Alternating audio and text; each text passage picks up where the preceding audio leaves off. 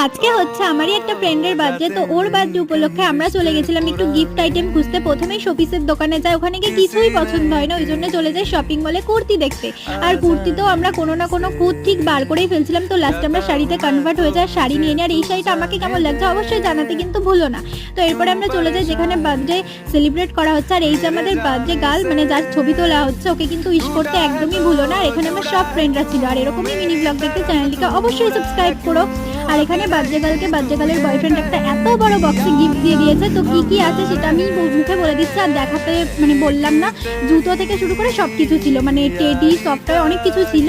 আর এখানে বার্থডে গার্লকে বললাম এবার তুই কেকটা কাটিং কর। আমি আর কেকের দিকে তাকিয়ে বসে থাকতে পারছি না, কারণ আমি কেক খেতে ভীষণ ভালোবাসি। কোনো কিছু না দিলে চলবে, বাট আমাকে কেকটা দিতে হবে। আমি অর্ধেকের বেশি কেকটা খেয়েছিলাম। আর এখানে সবাইকে নিজের হাতে কেক খাইয়ে দিচ্ছিল। তো তারপরে আমি বার্থডে গার্লকে বললাম এবার নিজের গিফটটা ওপেন কর, আমরা যেটা দিয়েছি। গিফটটা কেমন হয়েছে জানাতে কিন্তু একদমই ভুলো না। তো চলো আজকের মতন বাই।